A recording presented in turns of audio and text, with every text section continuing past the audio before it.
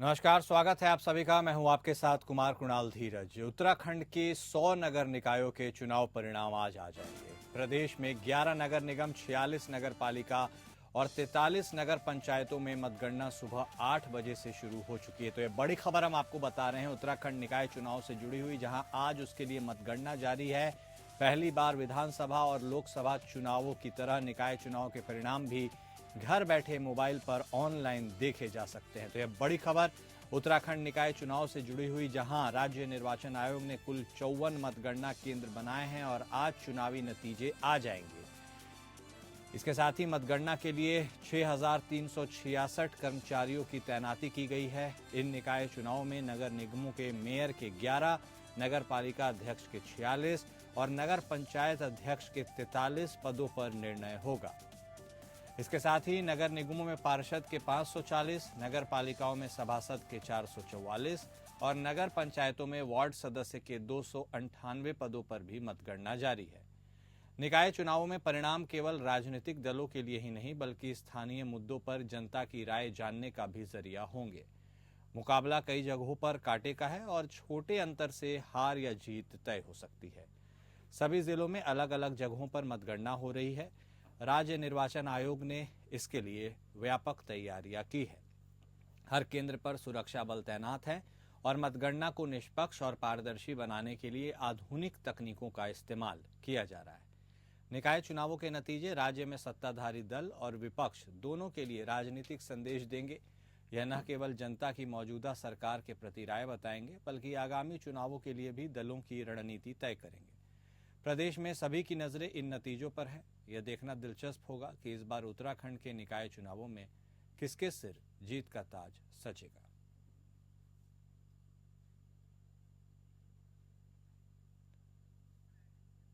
तो उत्तराखंड निकाय चुनाव की यह खबर हम आपको बता रहे हैं, जहां राज्य निर्वाचन आयोग ने कुल 54 मतगणना केंद्र बनाए हैं। इसके साथ ही 11 नगर निगम, 46 नगर पालिका और 43 नगर पंचायत के लिए आज चुनावी परिणाम जारी हो जाएंगे और इसके साथ ही निकाय चुनाव का पटाक्षेप हो जाएगा। तो उत्तराखंड के लिए आज फैसले का दिन है। 100 नगर निकायों के लिए लगातार मतगणना जारी है। हमारे साथ हमारे संवाददाता योगेश सेमवाल जुड़ चुके हैं, सीधे उनका रुख करेंगे, उनसे बातचीत करेंगे। तो योगेश, तो वह इंतजार की घड़ी अब खत्म होने को है और बेकरारी अपने चरम पर। ऐसे में अब आज चूंकि मतगणना लगातार जारी है, कैसा माहौल आपको दिख रहा है? यदि उम्मीदवारों की बात करें, क्या चेहरे पर शिकन है? और इस पूरी प्रक्रिया के लिए सुरक्षा बल, व्यापक इंतजाम, इन सब के बारे में जनता को बताइए। वो बताना चाहेंगे कि आज सुबह से ही 8 बजे से ही मतगणना जो है वो शुरू हो गई थी और लगातार मतगणना चल रही है। फिलहाल अगर बात करें तो बैलेट जो बॉक्स जो है वो खोले गए थे, उसमें अलग अलग जो है देखा जा रहा है कि किस तरह से बैलेट बॉक्स जो है उनकी गिनती चल रही है।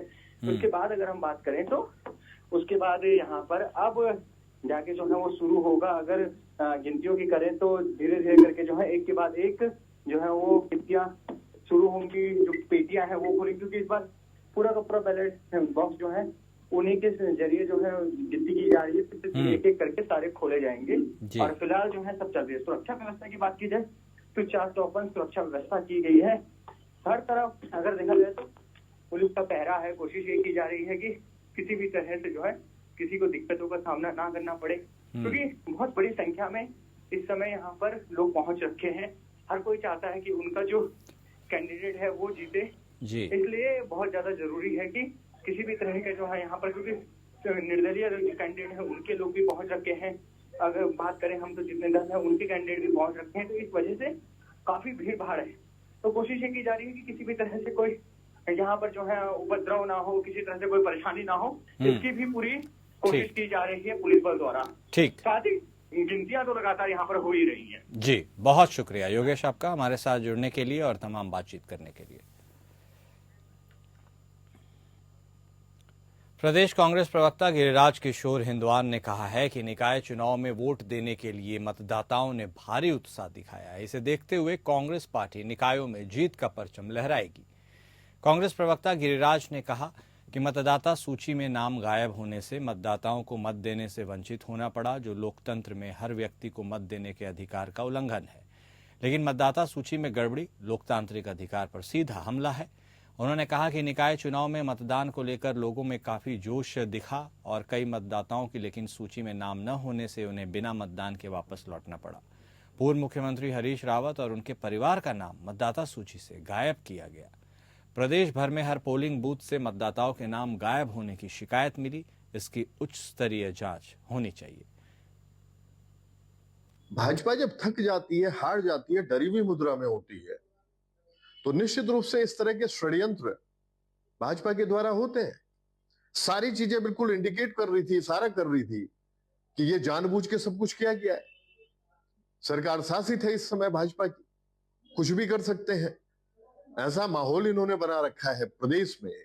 और खासकर आपने अभी चुनाव में, आपने ठीक चुनाव से ऐन पहले आप मदरसों पे बात, अवैध मदरसे आप साथ में लेके आ गए। मुगलिया सोच कांग्रेस पार्टी रखती है। स्वयं सोचिए आप कि जहां कांग्रेस पार्टी सेकुलरिज्म को बढ़ावा देने की बात करती है, भारत को जोड़ने की बात करती है, और भाजपा नफरत की राजनीति करती है।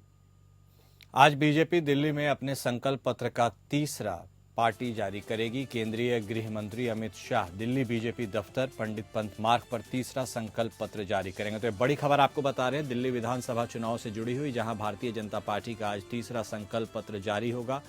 केंद्रीय गृह मंत्री अमित शाह इसे जारी करेंगे। इससे पहले आम आदमी पार्टी के राष्ट्रीय संयोजक अरविंद केजरीवाल ने बीजेपी पर तंज कसा है।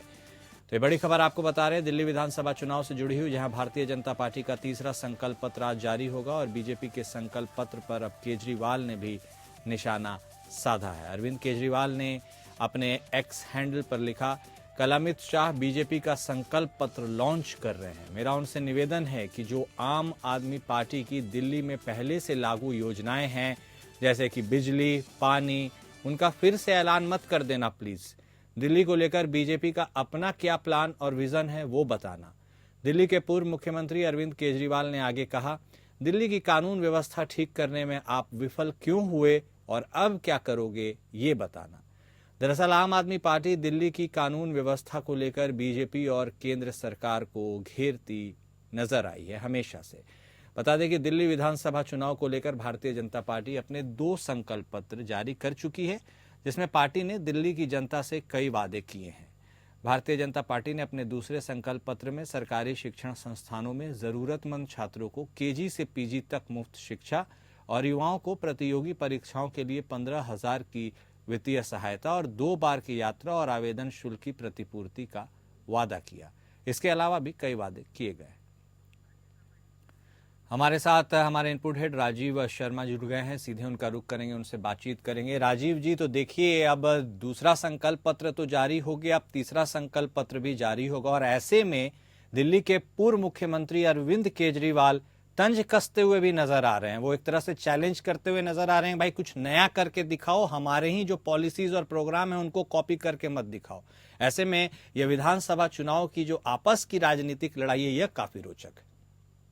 हाँ कुणाल, देखिए ऐसा है कि इस पूरे चुनाव प्रचार में पहली बार ऐसा दिखाई दे रहा है कि आम आदमी पार्टी डिफेंसिव हो रही है। हाँ। अभी तक जो है वो मुद्दे आम आदमी पार्टी की तरफ से उठाए गए हैं और डिफेंसिव जो है वो बीजेपी रही है। लेकिन पहली बार ऐसा हो रहा है कि अब आम आदमी पार्टी डिफेंसिव दिखाई दे रही है। तीसरी बार आज अमित शाह 3 बजे इसको जाहिर करेंगे। पहले 17 जनवरी को, दूसरे 21 जनवरी को और आज 25 जनवरी को ये तीसरा घोषणा पत्र का तीसरा हिस्सा जारी किया जा रहा है। और अभी ये नहीं कह सकते कि चौथा हिस्सा होगा या नहीं। लेकिन सबसे दिलचस्प बात है वो ये है कि अब क्या होगा, बीजेपी अब क्या देगी, क्योंकि पहले आम आदमी पार्टी ने 21 रुपए दिए थे, इन्होंने 25 रुपए कर दिए। उन्होंने गैस सिलेंडर पे 500 रुपए कम करने थे, इन्होंने भी 500 रुपए कम कर दिए। इन्होंने बेरोजगारी भत्ता देना, मतलब इन्होंने कहा था फ्री यात्रा करेंगे, उन्होंने कहा हम केजी से पीजी तक फ्री शिक्षा कर देंगे। इन्होंने और जो योजना चले उसके एवज में भारतीय जनता पार्टी ने कह दिया कि जितने दलित संवर्ग के छात्र हैं उनको हम हर महीने पैसे देंगे। अब ये बताया है कि अब बचता क्या है, अब केवल एक चीज बची है, उसमें है वो बिजली। हाँ, बिजली पे चाहिए बिजली में 200 यूनिट तक आम आदमी पार्टी फ्री कर रही है, जो दावा है उनका। कांग्रेस ने कहा है कि हम 300 यूनिट करेंगे। तो क्या बीजेपी अब वो 500 यूनिट करेगी, या बिल्कुल फ्री कर देगी, या ये दायरा बढ़ा करके केवल 200 यूनिट तक करना है, बिल्कुल फ्री कर देगी? हाँ। ये देखने वाली बात बिल्कुल है। बिल्कुल, और देखना दिलचस्प भी होगा। जी जी, बहुत शुक्रिया राजीव जी हमारे साथ जुड़ने के लिए और तमाम बातचीत करने के लिए। मध्य प्रदेश के खरगोन जिले के महेश्वर में मोहन यादव कैबिनेट ने नई शराब नीति पर मुहर लगा दी है। तो ये बड़ी खबर मध्य प्रदेश से हम आपको बता रहे हैं, जहां राज्य में 17 धार्मिक स्थलों पर शराब की बिक्री पर प्रतिबंध लगाने का फैसला लिया गया है। यह बड़ी खबर हम आपको बता रहे हैं मध्य प्रदेश में शराब नीति से जुड़ी हुई, जहां अब 17 स्थलों पर शराब बिक्री के वितरण पर, उस पर बिक्री पर रोक लगा दी गई है। इन स्थानों में 1 नगर निगम है, 6 नगर पालिकाएं और इतनी ही नगर पंचायत समेत 7 ग्राम पंचायतें भी शामिल है। धार्मिक शहरों में शराबबंदी का फॉर्मूला सामने आया है। दरअसल जिन जगहों की दुकान बंद होगी उन्हें कहीं अन्य शिफ्ट नहीं किया जाएगा, दुकानें स्थायी रूप से बंद की जाएंगी। वहीं नर्मदा तट में दोनों तरफ 5 किलोमीटर तक शराबबंदी की पॉलिसी को भी जारी रखा जाएगा, इसमें कोई बदलाव नहीं आएगा। मुख्यमंत्री मोहन यादव ने कहा कि शराब के सेवन के दुष्प्रभावों से हर कोई वाकिफ है। हम नहीं चाहते कि हमारे युवा बिगड़े, क्योंकि वे देश का भविष्य है।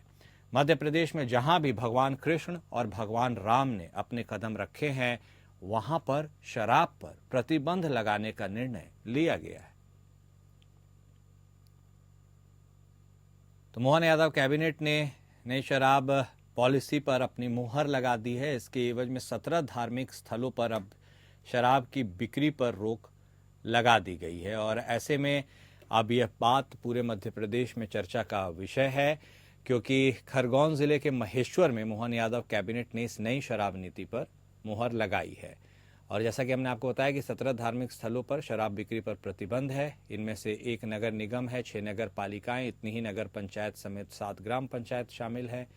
धार्मिक शहरों में शराबबंदी का यह फॉर्मूला सामने आया है, और अब जो दुकानें बंद की जाएंगी उन्हें कहीं और शिफ्ट भी नहीं किया जाएगा, वो परमानेंटली बंद कर दी जाएंगी। और इसके साथ ही नर्मदा तट के दोनों तरफ 5 किलोमीटर तक शराबबंदी की पॉलिसी जारी रखी जाएगी, कोई बदलाव नहीं रहेगा।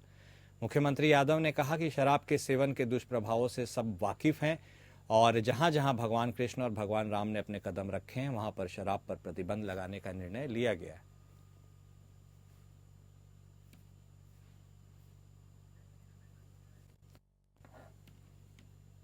तो मध्य प्रदेश की यह खबर हम आपको बता रहे हैं, जहां मुख्यमंत्री मोहन यादव ने एक फैसला लिया है, और इस फैसले के तहत अब वहां पर एक नई शराब नीति लागू की गई है और इसे लेकर घोषणा कर दी गई है। खरगोन में मोहन यादव कैबिनेट ने यह फैसला लिया, इस पर मुहर लगा दी गई। अब 17 धार्मिक स्थल जो हैं वो वहां पर शराब की बिक्री पर ही रोक लगा दी गई है। ऐसे में उन्होंने यह भी कहा है, जहां जहां भगवान राम और कृष्ण ने पैर रखे हैं, वहां शराब बिक्री पर प्रतिबंध रहेगा। नर्मदा तट के 5 किलोमीटर वाले दायरे का फॉर्मूला जो लागू हुआ है वो वैसे ही रहेगा। तो ऐसे में अब शराब बिक्री को लेकर के जो दुकानें ऑलरेडी संचालित हो रही थी, वह कहीं अन्यत्र शिफ्ट नहीं होंगी, बल्कि अब वो बंद ही कर दी जाएंगी। मोहन यादव कैबिनेट का यह फैसला, और मध्य प्रदेश से जुड़ी खबर। हमारे साथ हमारे संवाददाता संतोष सिंह लाइव जुड़ चुके हैं, सीधे उनका रुख करेंगे, उनसे बातचीत करेंगे। अब संतोष, देखिए मध्य प्रदेश भी उस राह पर निकल चुका है जहां पर एक वक्त पर, खैर बिहार की बात करें, गुजरात की बात करें, तो वहां पर तो पूर्ण शराबबंदी, लेकिन आंशिक शराबबंदी की राह पर जहां मध्य प्रदेश अब निकला है, ऐसे में इस बात को लेकर लोगों में क्या एक्सेप्टेंस है, और यह पूरा जो फॉर्मूला निकला यह कितना इंटरेस्टिंग या कॉम्प्लिकेटेड है, इसके बारे में बताइए। देखो कुणाल, जिस तरीके से कल महेश्वर में कैबिनेट थी और कैबिनेट में यह फैसला लिया गया कि मध्य प्रदेश के जितने धार्मिक स्थल हैं उनको चिन्हित किया जाए, जिसमें से 17 शहर में जो धार्मिक स्थल हैं, जो महत्वपूर्ण मध्य प्रदेश के धार्मिक स्थल है, उसमें पूरे तरह से जो धार्मिक स्थल है वहाँ पे शराबबंदी की बात की गई है, वहाँ शराब बंद हो जाएगी। और वहीं इस 17 जगहों पे लगभग 45 दुकानें जो हैं वो बंद कर दी जाएंगी, और इनको दोबारा कहीं शिफ्ट भी नहीं किया जाएगा, पूरे तरीके से इस दुकानों को बंद किया जाएगा फिलहाल। और वही ये जो नियम है ये 1 अप्रैल से लागू होगा। हालांकि इसमें लगभग 400 करोड़ रुपए के राजस्व की सरकार को हानि होगी, मगर सरकार ने भी उस पर एक नया रास्ता निकालते हुए जब जो भी लाइसेंस फीस है उसमें हो सकता है कि कुछ वृद्धि करके ये जो हानि है वहां से भरपाई करने की कोशिश करें। फिलहाल ये जो 17 धार्मिक स्थल हैं जहाँ पे शराब बंद की जाएगी उसको लेकर आम जनता में काफी प्रसन्नता है, क्योंकि धार्मिक स्थलों पर शराब वैसे भी बिक्री नहीं होनी चाहिए, ऐसा लोगों का मानना है। जी, और ये 17 जो धार्मिक स्थल है संतोष, क्या इन्हें चिन्हित कर लिया गया है पूर्ण रूप से, और इसके बाद जो दुकानें आपने कहीं बंद कर दी जाएंगी उन्हें शिफ्ट नहीं किया जाएगा? ऐसे में उन कारोबारियों के भी मन में कुछ सवाल होंगे, उनको भी क्या एड्रेस किया गया है या उन्हें सीधे कह दिया गया है फैसला सुनाते हुए कि बस अब बस हो गया? देखिए कुणाल, इसमें जिस तरीके से 17 शहरों में 17 जगह जो है वो पहले चिन्हित कर लिए गए हैं। पहले उस पर बात कर ली गई, जैसे महेश्वर है, मंडेश्वर है, मैहर है, ओरछा है, ऐसे धार्मिक स्थलों को चिन्हित कर लिया गया था और वो उसके बाद ये फैसला लिया गया। लेकिन मैं आपको बता दूं कि जिस तरीके से इसका एक मापदंड बनाया गया है तो हो सकता है हर शहर में 1 या 2 दुकानें या 3 दुकानें ऐसी प्रभावित होंगी। पूरे जिले में ये प्रतिबंध नहीं रहेगा। अच्छा। तो धार्मिक स्थलों के जो नगर परिषद है या नगर निगम है या ग्राम पंचायत है उस तक प्रतिबंध रहेगा। बाकी जिले में शराब की बिक्री चालू रहेगी। इसलिए कुछ विशेष अंतर इसमें पड़ेगा नहीं। कुल 45 दुकानें इसके अंतर्गत आएगी। ठीक है, बहुत धन्यवाद संतोष आपका जुड़ने के हमारे साथ और तमाम जानकारी देने के लिए। तो हमारे संवाददाता संतोष बता रहे थे कि किस तरह इस तरह के प्रतिबंध को अब 1 अप्रैल से लागू कर दिया जाएगा और धार्मिक स्थलों पर शराब बिक्री बंद हो जाएगी। इस वक्त की बड़ी खबर आपको बता दें, जहां जम्मू कश्मीर पुलिस आतंकियों की कमर तोड़ने में लगातार जुटी हुई है। पुलिस ने शुक्रवार को किश्तवाड़ के उपमंडल क्षेत्रों में 11 आतंकी कमांडरों की संपत्तियां कुर्क की। तो यह बड़ी खबर जम्मू कश्मीर से जुड़ी हुई आपको बता रहे हैं, जहां सुरक्षा बल लगातार आतंकवाद के ऊपर प्रहार कर रही है। 11 आतंकी कमांडरों की संपत्तियां कुर्क की गई है। ये आतंकी पाकिस्तान के कब्जे वाले कश्मीर यानी पीओके और पाकिस्तान में छिपे हैं और वहां से जम्मू कश्मीर में आतंकी गतिविधियों को अंजाम दे रहे हैं। एनआईए कोर्ट डोडा ने 36 आतंकियों को भगोड़ा घोषित कर दिया गया था। इनमें से पाकिस्तान और पीओके से सक्रिय 11 आतंकियों की करीब 52 कनाल जमीन की पहचान की गई थी। अब कोर्ट के आदेश पर इन संपत्तियों को अटैच किया गया है। एडीजीपी जम्मू जोन आनंद जैन ने बताया कि 18 और फरार आतंकियों की संपत्तियों की पहचान की गई है। उनकी कुर्की के लिए भी प्रक्रिया चल रही है। आतंकवाद के खिलाफ यह कार्रवाई जारी रहेगी। एडीजीपी ने कहा कि राष्ट्र विरोधी तत्व, ओवरग्राउंड वर्कर और स्लीपर सेल मुख्यधारा में लौट आएं या फिर कार्रवाई के लिए तैयार रहें। इससे पहले पुलिस ने 28 नवंबर 2024 को किश्तवाड़ के 7 आतंकियों की संपत्तियां कुर्क की थी। ये भी पाकिस्तान और पीओके से जम्मू कश्मीर में आतंकी गतिविधि को अंजाम दे रहे थे।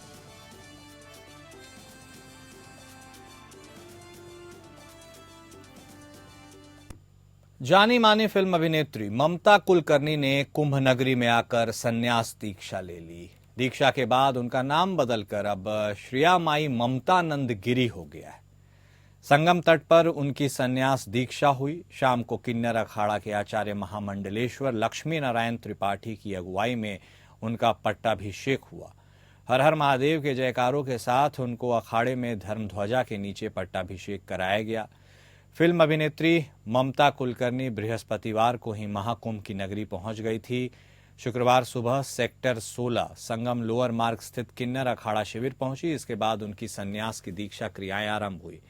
आचार्य पुरोहित की मौजूदगी में करीब 2 घंटे तक संन्यास की दीक्षा हुई। श्री पंचदशनाम जूना अखाड़ा के महामंडलेश्वर, गर्गाचार्य मुचकुंद, पीठाधीश्वर स्वामी महेंद्रानंद गिरी समेत अन्य संतों की मौजूदगी में धार्मिक क्रियाएं हुई। इसके बाद शाम को संगम तट पर पिंडदान हुआ।